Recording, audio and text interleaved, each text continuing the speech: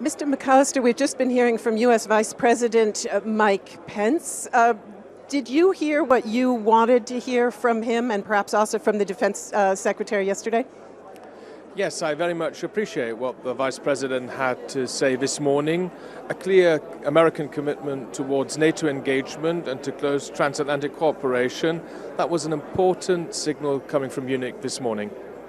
So you think Germans and Europeans will now be reassured that some of the stronger doubts that we've heard from President Trump, for example, his words, NATO is obsolete, have those simply been washed away now?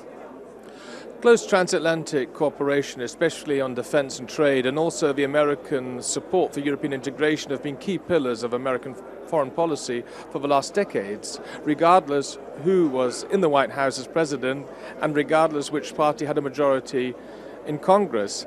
And I think it's important that we hear this message now, that we want to continue our close transatlantic cooperation. The European Union has been very clear. We want to continue our cooperation based on our common values, democracy, the rule of law, justice, human dignity, and other important values. And there have been a few irritating signals from Washington, undoubtedly, but these messages now by the Vice President this morning, by Defense Secretary Mattis yesterday, also by the new American Foreign Minister, Mr. Tillerson, they all go in the right direction, and now we've got to just wait and see exactly how concrete American policy will look like.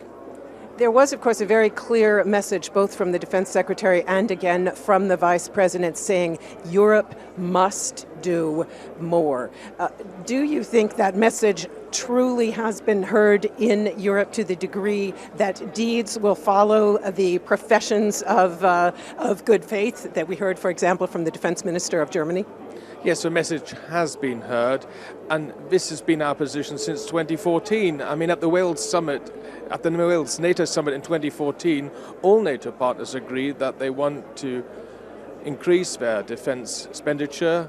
All NATO partners are committed to the 2% target, and now we have to do more for our own defense and security in Europe. But it's not only just about spending more money.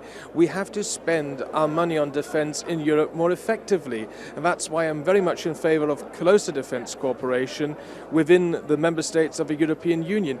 In the European Union, we have 28 member states with 28 different armies, with more than 150 different weapon systems.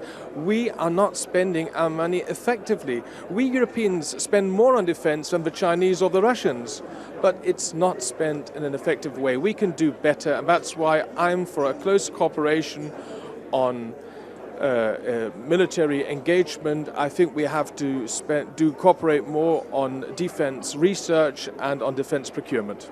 Last question, and briefly, if you would, please. 2 points in that speech by Vice President Pence. One, very strong words on Iran, very harsh criticisms, leading state sponsor of terrorism, and Iran now has more resources thanks to the treaty with Iran. That, plus no mention of the European Union. Does either of those concern you? Well, the Vice President was talking about defense and security, and this is mainly done by NATO.